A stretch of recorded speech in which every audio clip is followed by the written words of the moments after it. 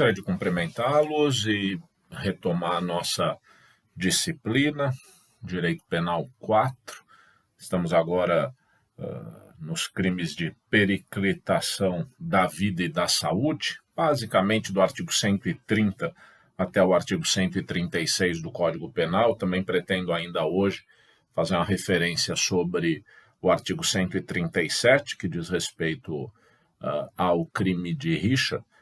Não é exatamente que são crimes menos importantes, porque adiante vocês fazem uma prova da OAB ou um concurso público e caem esses artigos e vão dizer, poxa, mas o professor referiu que não havia tanta importância. Não é exatamente isso, mas são artigos que deveras têm uma incidência menor na prática forense, nos foros e nos tribunais, embora tenham algumas nuances e algumas questões teóricas que devemos referir, primeiramente numa abordagem, digamos assim, mais geral, e depois passando em revista cada um desses dispositivos, ainda que hoje com uma velocidade um pouco maior para que possamos avançar. São muitos crimes a serem estudados ainda e eu gostaria de que a gente tivesse uma visão a mais completa possível da parte especial do Código Penal. O que é interessante dizer sobre esses crimes de periclitação, e aí vamos ficar nesse termo, é que, a rigor, estamos a tratar aqui do artigo 130 até o artigo 136 do Código Penal, dos chamados crimes de perigo. Crimes de perigo. O que isso significa? Vejam, existem dois tipos de crimes segundo essa classificação, segundo essa chave classificatória. Os chamados crimes de dano e os chamados crimes de perigo. Nos crimes de dano ou de lesão, efetivamente há uma violação, uma lesão do bem jurídico. Em outras palavras, o bem jurídico é ou destruído ou reduzido ou degradado ou deteriorado. Por exemplo, o crime de homicídio é um crime de dano, porque o bem jurídico vida é aí afetado concretamente em razão da conduta. O mesmo vale na lesão corporal. Dá-se um soco em alguém e essa pessoa fica machucada. Esse é o dano, é a lesão. Um furto, eu subtraio o seu notebook e você fica sem o notebook. Portanto, são crimes que violam efetivamente o bem jurídico tutelado. Nos crimes de perigo, não. Nos crimes de perigo não há efetiva lesão ao bem jurídico. O que há é uma probabilidade de dano ao bem jurídico. É uma probabilidade de dano ao bem jurídico. E aí é curioso notar que o legislador, o sistema penal, antecipa a proteção do bem jurídico. Vale dizer, se normalmente os bens jurídicos são protegidos contra as lesões ou agressões que lhes podem ser feitas, no caso dos crimes de perigo, essa proteção é antecipada, porque um estágio anterior já é incriminado. Qual o estágio? O estágio de probabilidade de lesão.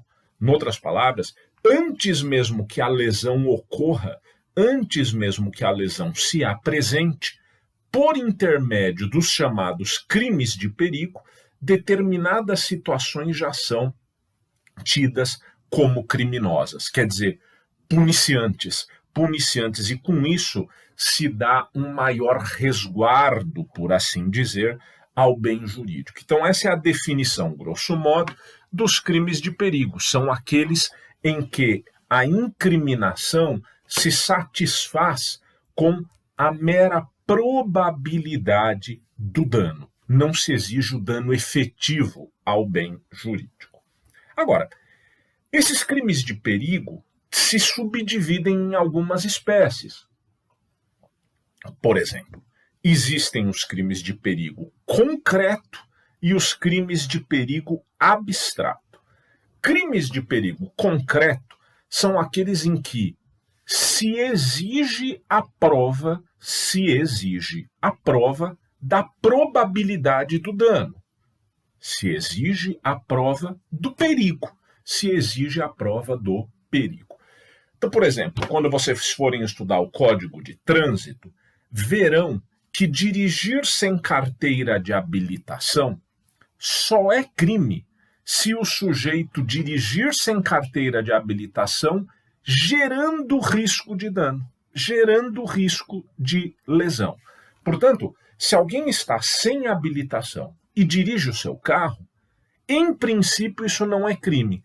Somente será se essa condução revelar algum tipo de perigo, quer dizer, uma manobra arriscada, um zigue-zague, a ultrapassagem de um sinal ou qualquer coisa do tipo. Portanto, para o crime de perigo concreto, requer-se a prova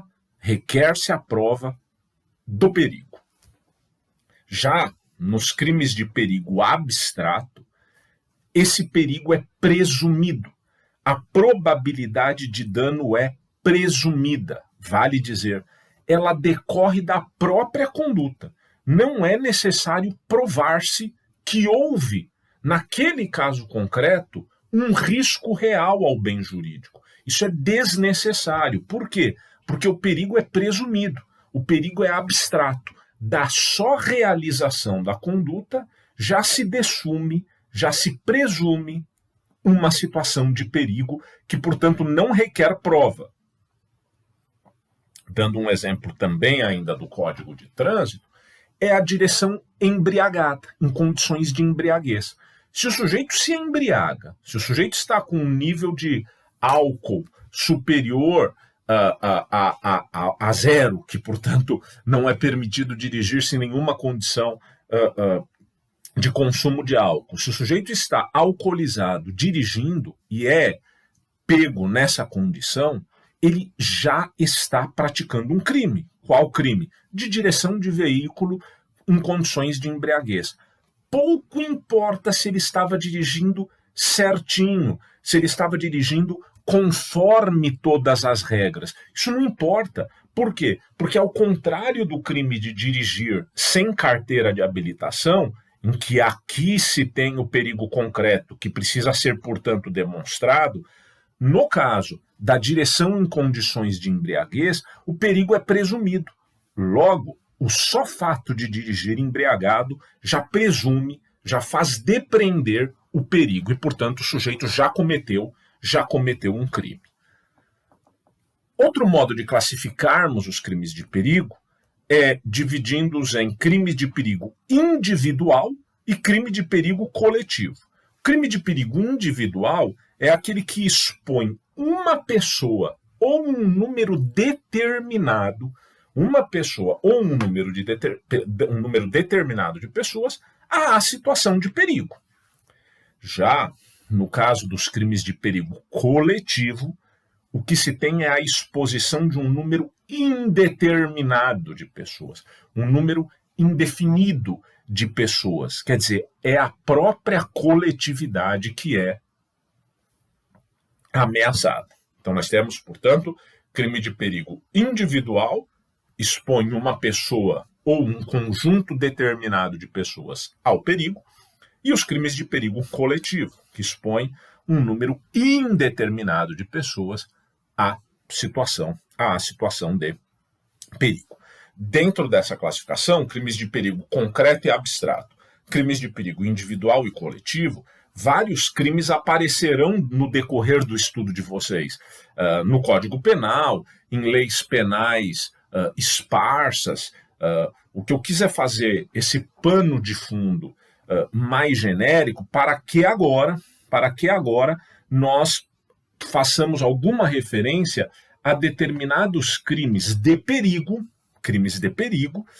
previstos no Código Penal, nessa parte aqui da periclitação da vida e da saúde. Aí o primeiro deles, e a própria leitura dos artigos muitas vezes já nos sinalizará em qual desses tópicos classificatórios o crime se refere, O primeiro deles, do artigo 130, é o crime de perigo de contágio venéreo. O Código Penal diz expor alguém, portanto, vejam, aqui não é necessário que aconteça qualquer tipo de contaminação, vocês vão ver a leitura, expor alguém por meio de relações sexuais ou qualquer ato libidinoso a contágio de moléstia venérea de que sabe ou deve saber que está contaminado. Quer dizer, expor alguém por meio de relações sexuais ou qualquer ato libidinoso a contágio de moléstia venérea de que sabe ou deve saber que está contaminado. Então, se surgir o risco de contaminação de uma moléstia venérea que o sujeito sabe ou deve saber que está contaminado. Então vejam que aqui não é apenas, digamos, o dolo direto, também o dolo eventual serve para a incriminação. Nesses dois casos, se o sujeito expuser alguém ao risco de contágio, já tem-se o crime praticado. Notem bem, se a intenção do sujeito específica for transmitir a moléstia, a pena é aumentada. O parágrafo 1º aumenta a pena, estabelece uma qualificadora, a pena fica de reclusão de 1 a 4 anos, se a intenção do agente for efetivamente a contaminação. Notem aqui algumas coisas. Primeiro, trata-se de um crime formal. Por quê? Porque não se exige a contaminação. Basta a exposição ao risco de contaminação. Mas e se ele queria contaminar e realmente contaminou a vítima? O sujeito tinha sífilis, o sujeito tinha HPV, o sujeito tinha gonorreia, alguma doença venérea e, querendo transmiti-la a seu parceiro, de fato a transmite. Que crime ele comete? É o do artigo 130? A resposta não. Aí é lesão corporal. Porque lembrem-se que lesão corporal é ofender a integridade física ou a saúde de outrem. Aqui, o artigo 130, pessoal, vocês podem perceber que ele de alguma maneira é uma antecipação da punição do que nós temos na lesão corporal, quer dizer, da ofensa à integridade física ou à saúde de outrem. Trata-se aqui de uma antecipação da punição setorizada no campo das moléstias venéreas, antecipação de punição essa, portanto, que se apresenta quando não houver a lesão corporal. Quer dizer, se a lesão corporal se concretiza, a lesão corporal essa que sabemos é um crime de dano, portanto, aí não há incriminação no nível da exposição de perigo, né? Porque aí o dano se concretizou. Todos esses crimes aqui, do artigo 130 em diante, que nós vamos estudar nessa aula, eles são chamados por uma parte da doutrina de crimes subsidiários ou de soldados de reserva. O Nelson Hungria, que é um autor muito importante, antigo, né, brasileiro, já obviamente já falecido, foi inclusive ministro do Supremo Tribunal Federal, é uma obra maravilhosa que são os comentários ao Código Penal. Sempre que tiverem oportunidade de estudar um pouco da parte especial pelo Nelson Hungria, façam isso, embora obviamente muitos dos seus entendimentos estejam ultrapassados pelo correr do tempo, mas a linguagem, o vernáculo, nenhum autor de direito penal no Brasil escreveu, no passado, no presente e talvez no futuro, escreveu tão bem como Nelson Hungria escrevia. Então sempre vale a pena. Mas, e o Nelson Hungria dizia que esses crimes são os chamados soldados de reserva, quer dizer, eles aparecem quando crimes mais graves não aparecem. Então aqui é quase como se disséssemos, não, se o sujeito queria contaminar e contaminou, é lesão corporal. O crime aqui que nós estamos tratando é de exposição a perigo de contágio de moléstia venérea. Agora notem, porque isso é curioso, tá? Se o sujeito, obviamente, usar preservativo, se tiver uma relação sexual protegida, isso afasta o crime, tá? Isso afasta o crime. para concluir esse artigo, que é um artigo relativamente simples, o parágrafo 2º do artigo 130 diz: somente se procede mediante representação. Então, esse é um daqueles casos em que a ação penal só pode ser deflagrada pelo Ministério Público se houver manifestação de vontade da vítima, tá? Do contrário, não. E a ideia que está por detrás da representação, quer dizer, daqueles casos em que o Ministério Público não pode atuar por si mesmo, não pode atuar, como se diz, de ofício, é que em alguns casos, isso vale para boa parte das hipóteses da ação penal condicionada à representação. Em alguns casos, aquilo que os autores chamam do próprio streptus delicti, quer dizer, a comoção causada pelo crime ou, de alguma maneira, a repercussão do crime, vamos colocar assim, pode eventualmente ser gravosa, mais gravosa para a vítima e, portanto, fica a critério da sua vontade a atuação do Estado ou não.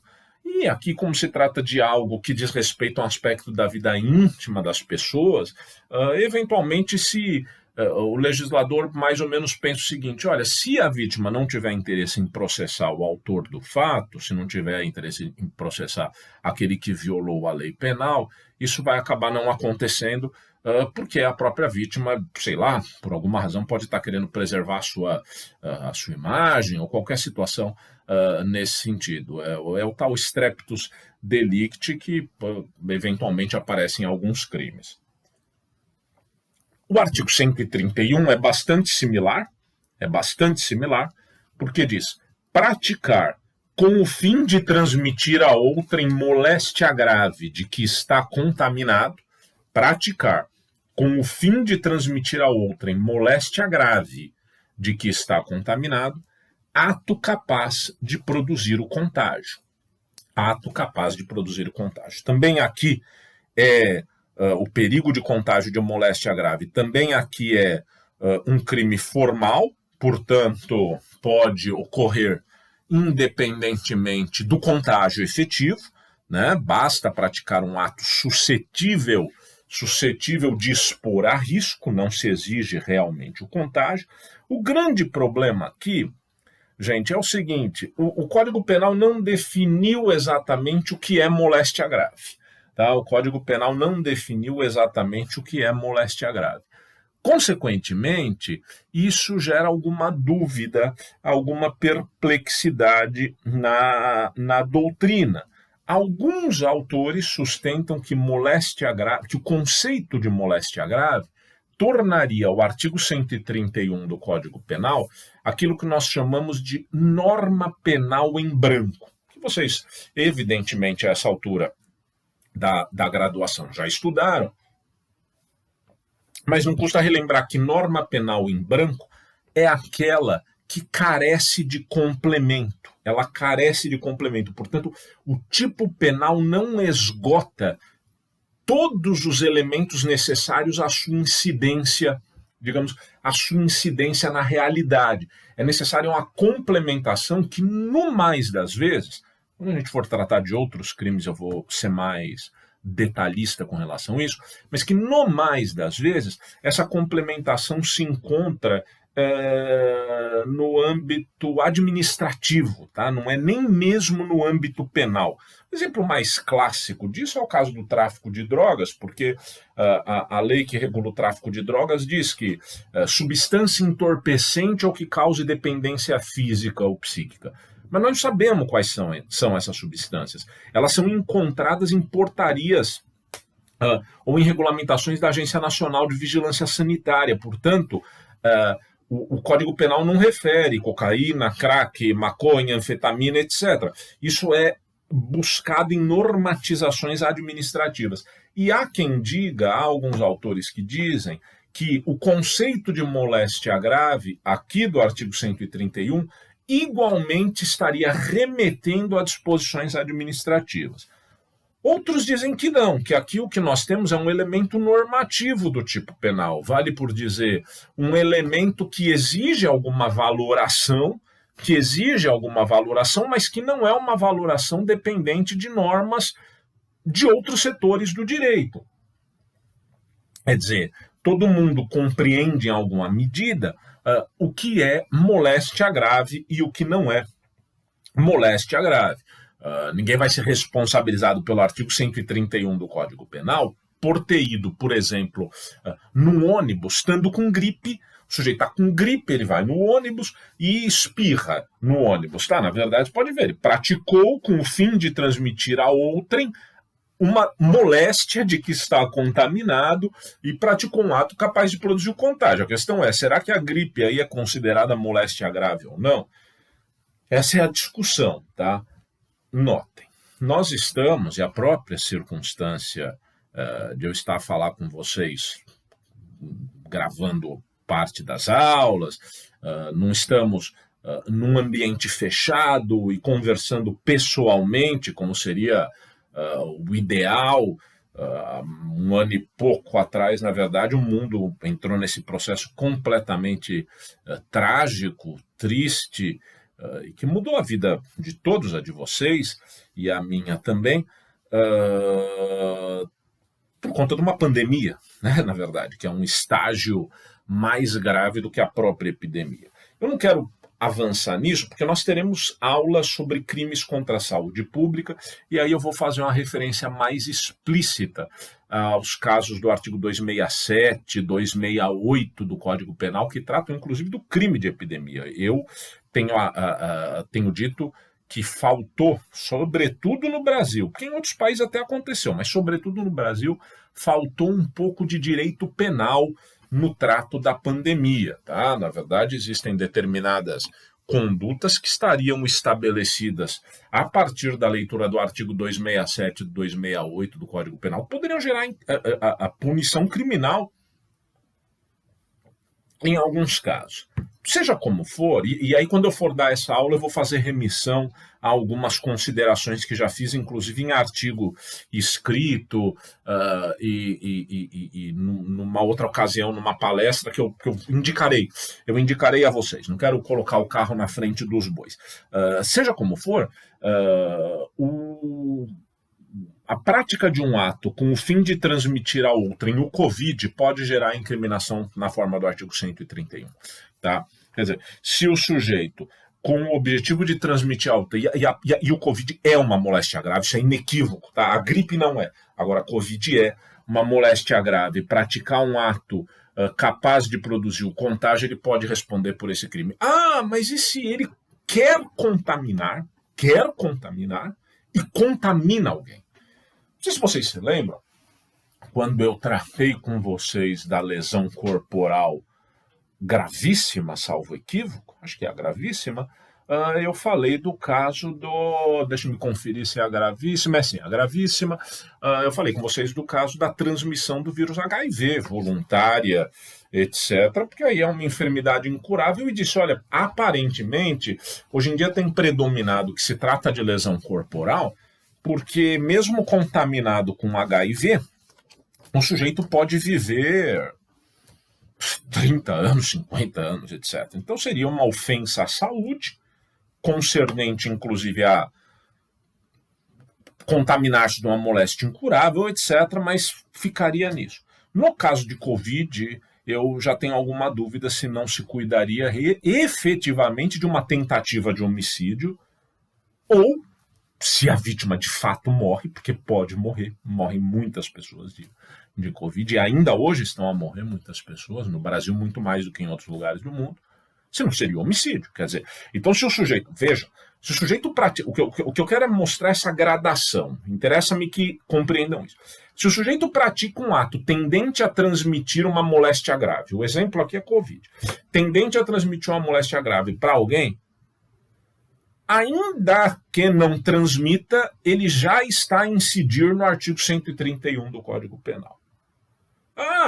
E se ele queria transmitir, transmitiu mesmo. Olha, se a vítima não morrer, provavelmente aqui nós ficaremos numa margem de dúvida entre o crime de lesão corporal ou o crime de tentativa de homicídio. Eu inclino-me pela tentativa de homicídio. E, de fato, se a vítima morre, é possível dizer que houve aí um crime de homicídio, tá? Sem prejuízo, repito, dos crimes do 267 e do 268 que nós vamos estudar oportunamente. Não se trata aqui, essas referências que fiz, não se tratam aqui de algo que esteja estabilizado na doutrina, né? A matéria é relativamente nova, mas de toda maneira são considerações que servem para vocês pensarem.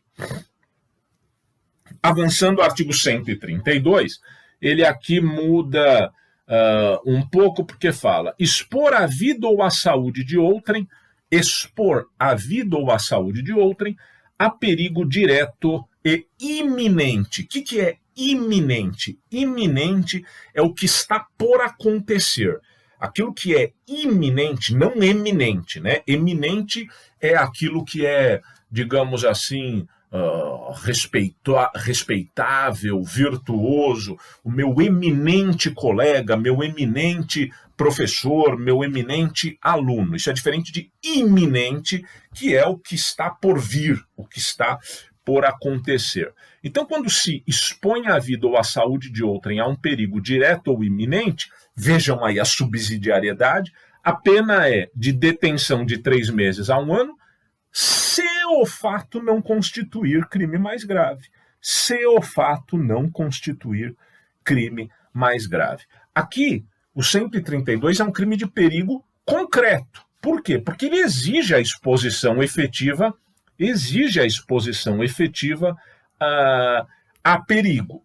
Tá? Exige a exposição efetiva a perigo, portanto, se trata aqui de um crime subsidiário, um soldado de reserva. Uma das situações que aparecia muito e que gera alguma controvérsia é quando o sujeito dispara arma de fogo, tá? E para essa conduta, em geral, o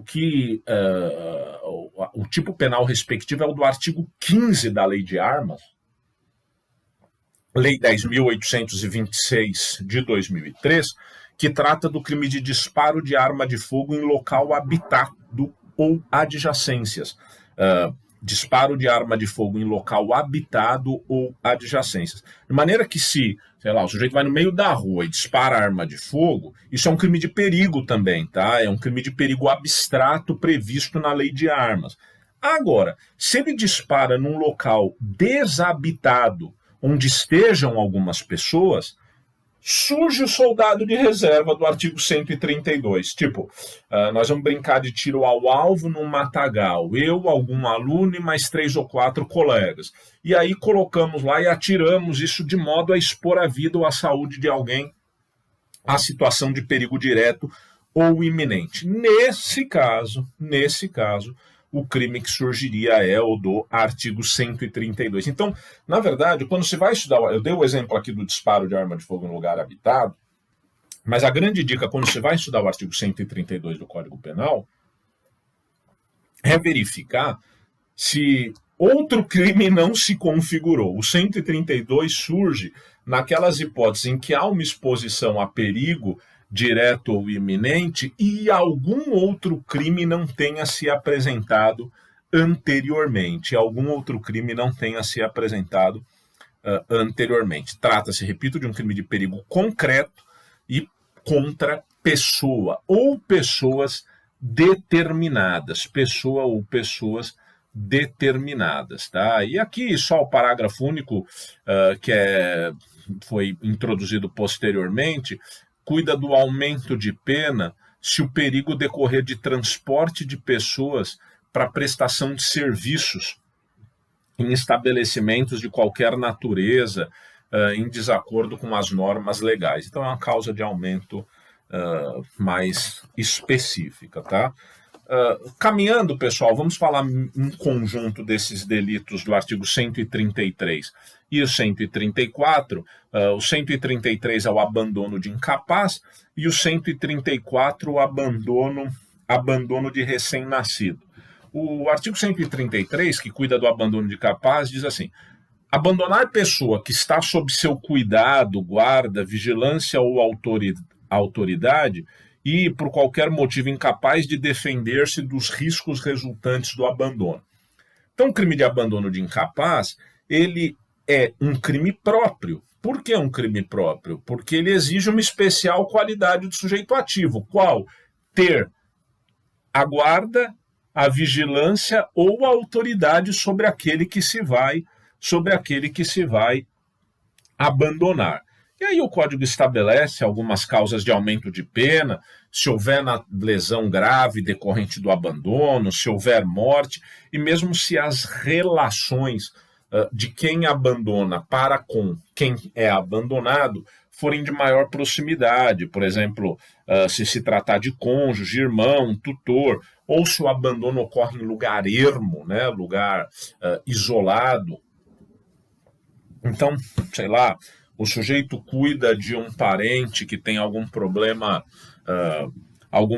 de locomoção ou algum problema mental e que, portanto, é qualificado como uma pessoa incapaz. Esse é um conceito evidentemente jurídico, não é um conceito pejorativo, e abandona essa pessoa, leva a pessoa para o meio da floresta e larga lá. Isso é crime, tá? Isso só por si já é uma figura criminosa. Por quê? Porque existe um dever de cuidado. Existem algumas pessoas que têm o dever de cuidar de outras, e quando isso não acontece, surge esse crime. Tanto quanto surge o crime do artigo 134, quando o abandono ou a exposição for de recém-nascido. Diz o 134, expor ou abandonar recém-nascido, e aqui o Código Penal usa realmente uma expressão, digamos, um pouco afastada do nosso contexto cultural atual, expor ou abandonar recém-nascido para ocultar desonra própria, E aí, se houver lesão grave ou morte, a pena é aumentada. Na verdade, é porque havia casos, digamos assim, de mulheres que às vezes engravidavam, estou dizendo do passado, né? Engravidavam e não eram casadas ou qualquer coisa assim, e ocultavam a gravidez da família. Né? Simplesmente ocultavam a gravidez da família e quando tinham o bebê, o abandonavam, o deixavam aí à margem, ou mesmo hoje, independentemente. Então, essa seria, numa visão datada, né, do Código Penal, a perspectiva da ocultação da desonra própria, tá? Era como se, vejam, as coisas já foram dessa maneira, né, pessoal, e nós temos que falar para que vocês entendam bem. É quase como se concebesse que a desonra própria consistiria no fato da mulher ter mantido relações sexuais fora do casamento, ou sem ser casada. Tá? E aí ela engravidou disso e abandonava o bebê para que ninguém tomasse conhecimento do produto desse seu ato, aspas, errado. Quer dizer, era mais ou menos esse o caldo cultural em que as coisas se apresentavam, que obviamente está muito longe do que hoje nós concebemos como adequado, né? Não se trata disso, mas o artigo permanece aí, inclusive com a proteção do recém-nascido. O que é interessante mencionar é o seguinte, digamos, se a mãe abandonar o recém-nascido não para ocultar a tal desonra própria, aí não é o crime do artigo 134. Aí o que nós vamos ter é o crime do artigo 133, do abandono de incapaz. Por quê? Porque o artigo 134, para estabelecer-se, e vejam, a pena muda pouco, né? Na verdade, a pena máxima do 134 é 2 anos e a pena máxima do 133 é 3 anos, o que faz depreender que o 133 é um crime mais grave. Então, se não houver essa referência à desonra própria e a mulher abandonar o recém-nascido, ela não responderia pelo artigo 134, e sim pelo artigo 133, que é mais grave, tá? Que é mais grave. Portanto, esses são os chamados crimes de abandono. E agora a gente vai entrar num crime que eu acho mais importante do que esses anteriores que eu mencionei, que é o crime de omissão de socorro. Não pela sua incidência em si, mas pelo que ele traz, digamos, de aportes. Vamos tentar entender uma coisa. Tá? Uma outra vertente classificatória, nós temos também 2 tipos de crime. Os chamados crimes comissivos e os crimes omissivos. Os crimes os crimes comissivos são aqueles que se praticam mediante um fazer, mediante um agir, mediante a realização de algo. Portanto, uma conduta positiva. Matar, subtrair, constranger, expor. Notem, a conjugação verbal é muito importante para a compreensão do direito penal. Então, quando a gente fala de verbo, de núcleo do tipo, em geral, esse núcleo do tipo implica uma conduta positiva, um fazer algo. Esses são os crimes comissivos e eles são a regra do sistema. Há, porém, crimes omissivos, ou seja, aqueles que se praticam mediante um não fazer. Os crimes omissivos se apresentam de duas modalidades, de duas formas. A primeira delas são os chamados crimes omissivos puros ou próprios, em que a própria conduta é um não fazer, é um deixar de, é um omitir-se. E o exemplo mais claro de um crime omissivo puro ou próprio é o artigo 135 do Código Penal. É o artigo 135 do Código Penal, em que se diz: deixar de prestar assistência, quer dizer, é um nada fazer. A gente já volta a isso. Também há os chamados crimes omissivos impuros, impróprios ou comissivos por omissão. Crimes omissivos impuros, impróprios ou comissivos por omissão. São sinônimos. Que são aqueles cujo núcleo do tipo é um fazer, é um agir. Porém, eles podem ser praticados em situações específicas mediante uma omissão. Quando quem se omite tem o dever legal de evitar o resultado. Quando quem se omite tem o dever legal de evitar o resultado. Sei que eu já fiz alguma referência a isso, mas matar alguém exige um agir. Atirar, esfaquear, golpear.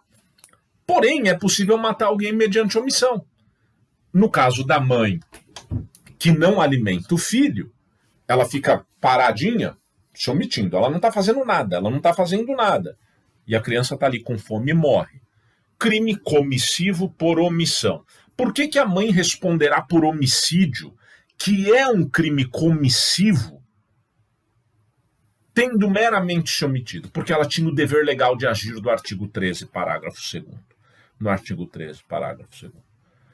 Ok, então vamos lá. Existe um bebê ali, o exemplo é tosco, mas perdoem-me, é um modo de vocês entenderem. Tem um bebê ali, e eu, que estou passando pela rua, eu vejo o bebê na rua, olho para ele, sento no banco e falo: poxa, essa criança está com fome. Falo mais ainda: poxa, eu poderia dar de comer a ela, mas não vou fazer nada, vou ficar aqui parado. E fico parado. E a criança morre. Que crime eu pratiquei? Eu pratiquei o crime de omissão de socorro.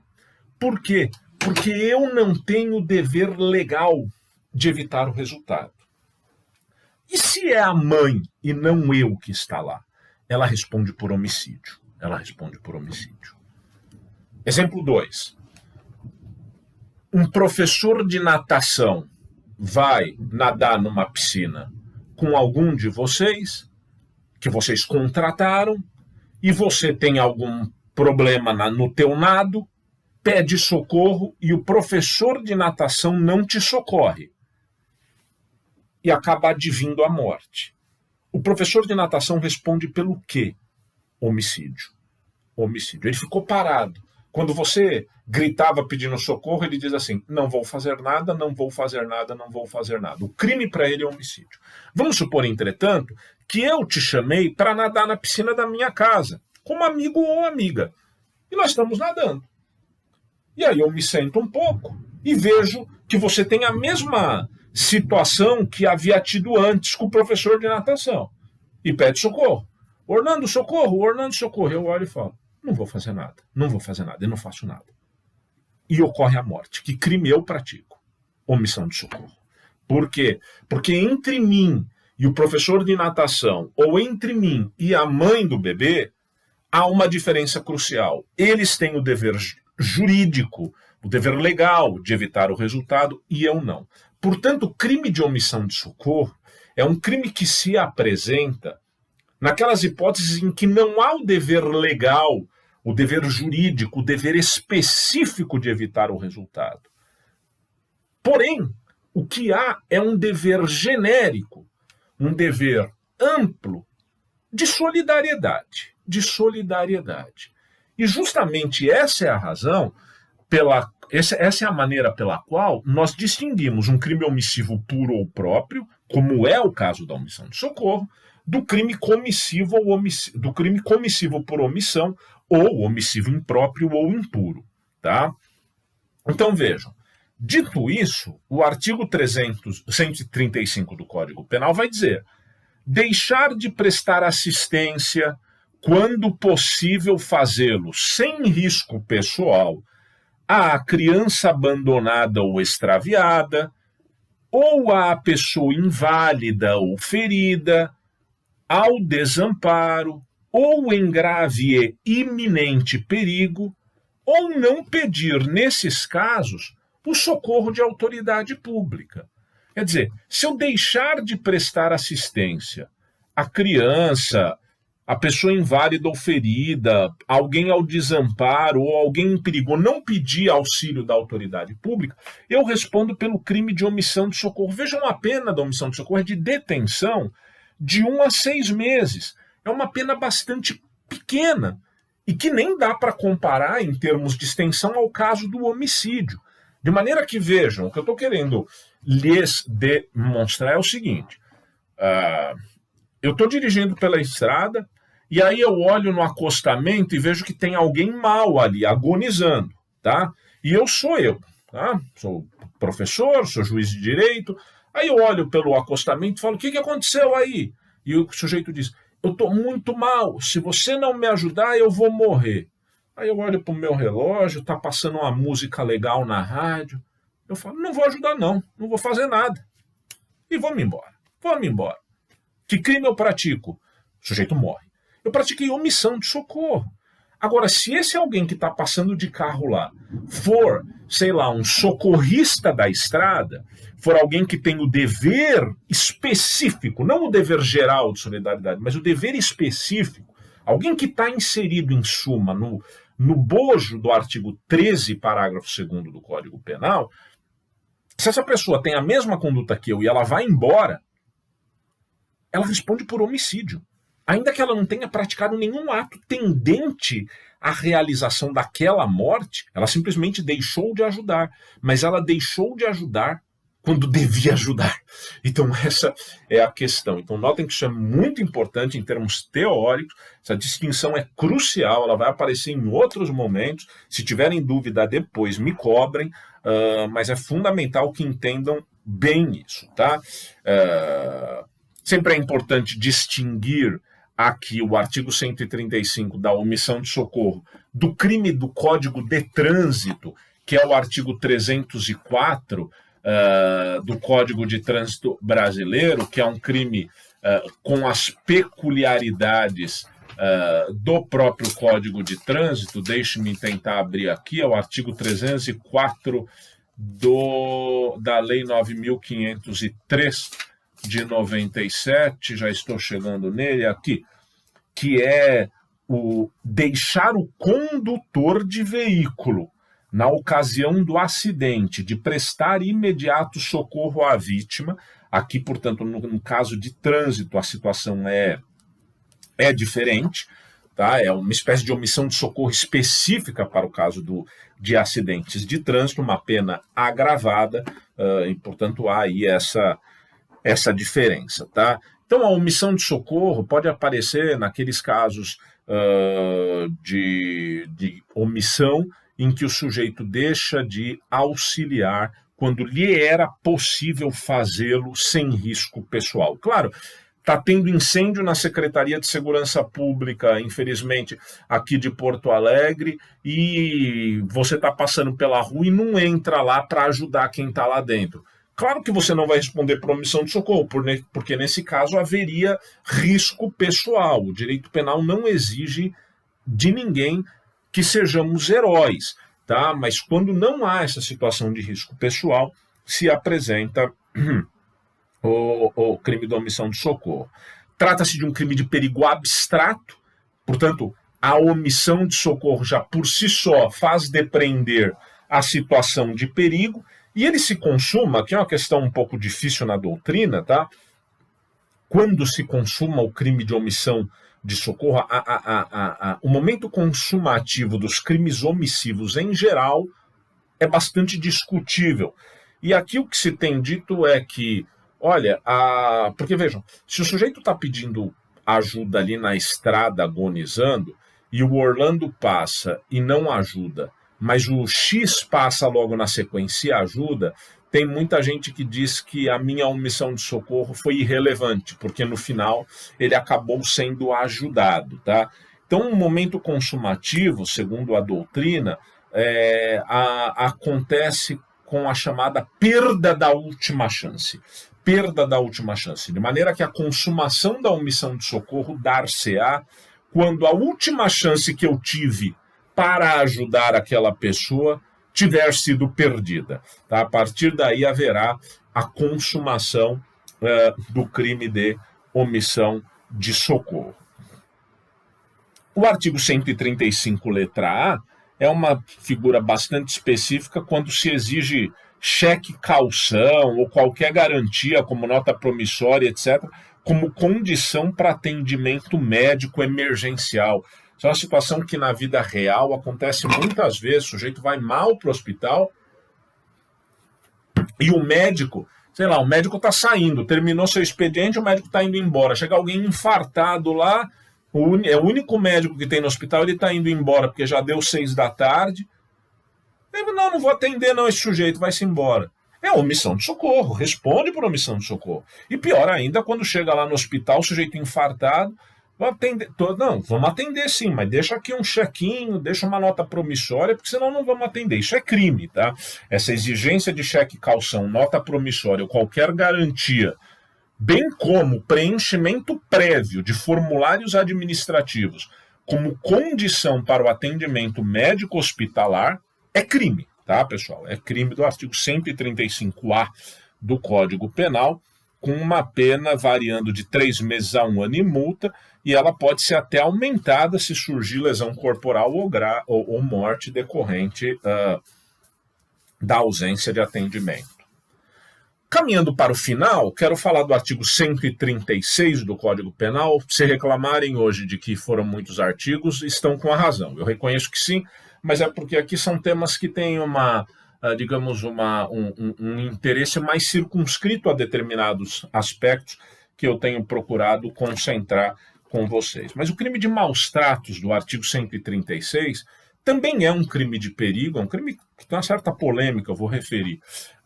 Expor a perigo a vida ou a saúde. Vejam, crime de perigo, expor a perigo a vida ou a saúde de pessoa sob sua autoridade, guarda ou vigilância, para fim de educação, ensino, tratamento ou custódia, quer privando-a da sua alimentação ou cuidados indispensáveis, quer sujeitando-a a trabalho excessivo ou inadequado, quer abusando de meios de correção ou disciplina. Pena de 2 meses a 1 ano, e aí essa pena vai sendo aumentada se houver lesão grave ou morte em decorrência dos maus tratos. Aqui nós temos um chamado tipo misto alternativo, é um tipo penal misto alternativo, ou melhor dizendo, crime de formulação típica alternativa. O que é isso?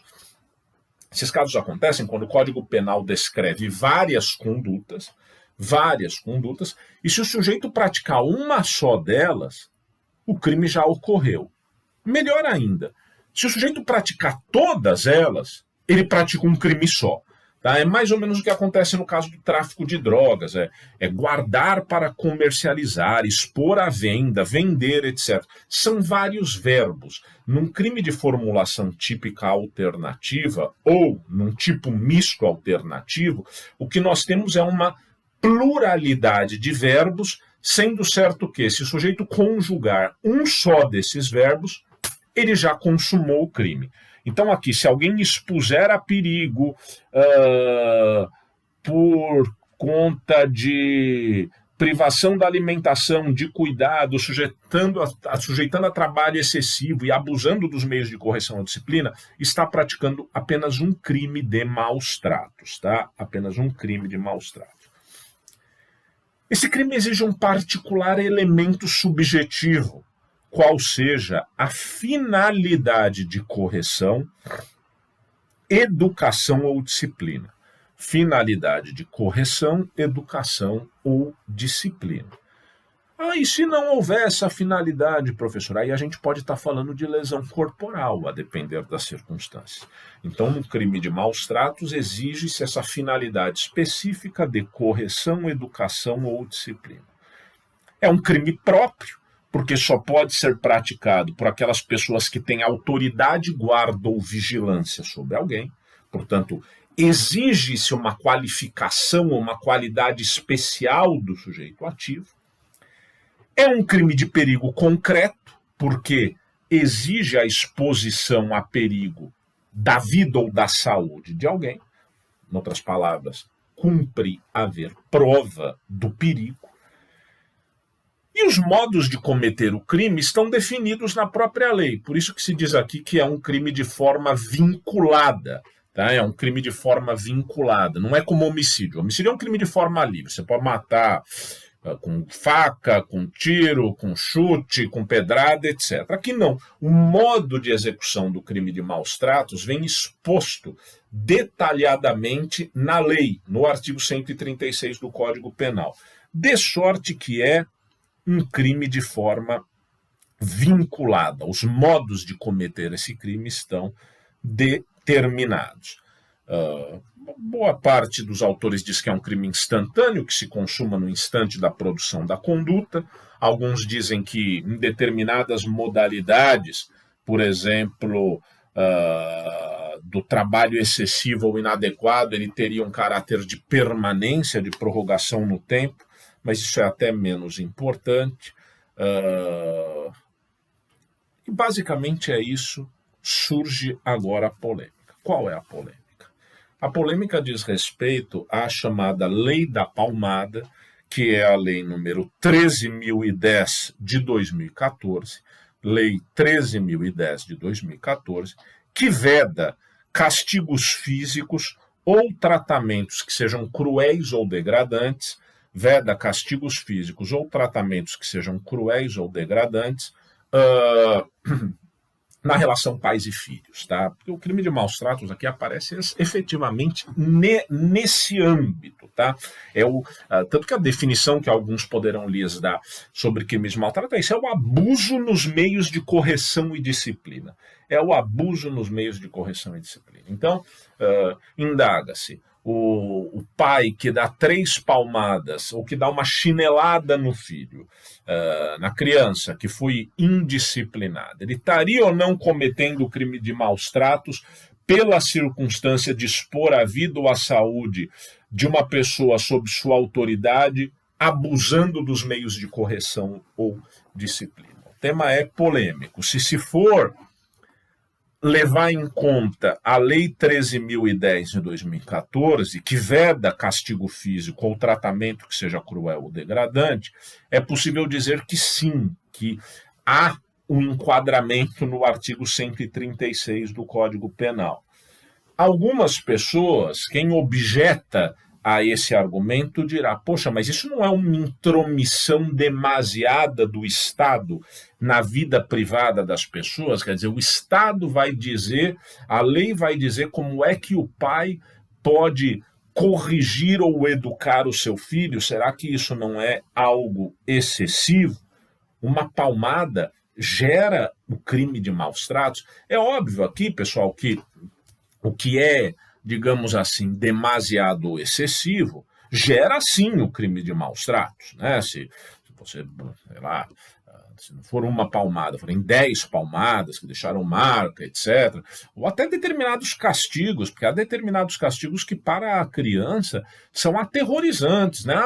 A criança fez bobagem, e o que você fez? Tranquei ele num quarto escuro e deixei ele lá por 3 horas. Pô, dependendo da idade da criança, isso pode ser terrível, pode ser uma experiência realmente tétrica e muito brutal e, em certa medida, até traumatizante. Eu poderia lhes dizer, assim, com uma certa dose de tranquilidade, que, na minha percepção, o melhor modo de tratamento ou de criação afasta ou exclui qualquer tipo de interferência física sobre as crianças. Eu realmente acho que no momento em que vivemos, século XXI e tal, isso de fato é desnecessário, tá? Desnecessário. Agora, eu também não me sinto capaz de aludir que todo e qualquer pai ou mãe que dá uma palmada no seu filho seja por isso taxado de criminoso ou de praticante de maus tratos. Quer dizer, provavelmente haverá situações e situações, em muitos casos, inclusive dependente do modo como o próprio sujeito foi criado. Então é preciso aqui, vou usar uma expressão latina, interpretar o artigo 136 do Código Penal cum grano salis, ou seja, cum grano salis, com um grão de sal, com algum comedimento, com alguma parcimônia, no sentido também de não buscarmos incriminar ou de tornar uma relação altamente tensa essa de pais com filhos. Haverá situações em que os maus tratos vão se apresentar? Sim, pode acontecer mesmo. E em alguns casos há excessos que devem ser punidos e punidos criminalmente. Mas será que uma mera palmada pode já levar a essa qualificação? É de se refletir, ainda que repito, a meu juízo, o mais adequado mesmo é que as intervenções físicas e mesmo um certo tipo de castigo humilhante, porque há castigos que são humilhantes também, né? Eu não tenho dúvida de que seria maus tratos você pegar, sei lá, tem um monte de criança ali fazendo uma aulinha de matemática e aí a criança erra, não sei o que, você coloca nela uma orelha de burro ou qualquer coisa, manda ela ficar sentada ali na frente para, digamos, ficar exposta ao ridículo perante todos. Isso é maus tratos. Isso efetivamente é maus tratos, embora não tenha uma questão de agressão física. De modo que são as situações concretas que vão delimitar isso, e é preciso esse grão de sal nesses casos em que o direito penal está incidindo não exatamente sobre pessoas que são, digamos, criminosas, né? Mas no âmbito das relações familiares, enfim, é difícil. Aqui é um tema difícil. Quem sabe nos nossos debates aí síncronos vocês também me ajudam a pensar com outros argumentos. E para concluir mesmo, agora é uma linha, porque eu não gosto de ultrapassar 1 hora e tenho 1 minuto e 30, há o crime de rixa, tá, gente? Que é do artigo 137 do Código Penal, que mais ou menos não tá bem, não se define. Ele diz praticar rixa, salvo para separar os contendores. O que é a rixa? Rixa é um crime plurissubjetivo. Plurissubjetivo por quê? Porque o próprio tipo penal exige a presença de várias pessoas, e que consiste a rixa numa briga de um grupo contra outro, tá? Numa contenda de um grupo contra outro. Isso se apresenta e participar da rixa já é crime, independentemente de qualquer outra circunstância. Se houver morte ou lesão corporal, a pena é aumentada. Mas a rixa acontece muito nos casos de torcidas de futebol, nos casos de grupos políticos. Hoje em dia, isso tem acontecido, inclusive, com marcação, né, de conflitos pelo WhatsApp. Então, esse é o crime de rixa, quando você percebe um grupo brigando contra outro grupo e, nessa hipótese, a consumação exige uma pluralidade de pessoas, justamente por isso que se fala que a rixa é um crime plurissubjetivo. Um contra um não é rixa, tá? A rixa exige um grupo contra outro grupo, embora a própria lei não defina qual é o número de pessoas componentes desses grupos para viabilizar o crime de rixa, tá? E aí, portanto, a gente terá visto hoje esses crimes de periclitação da vida e da saúde, o crime de rixa, e a partir da próxima aula vamos tratar sobre os crimes contra a honra, tá? A calúnia, a injúria e a difamação. Tá, pessoal? Eu espero que tenham depreendido alguns conceitos hoje. Procurem estudar, reitero, leiam os livros de doutrina e as dúvidas que tiverem, procurem saná-las também. Um grande abraço a todos, vamos em frente.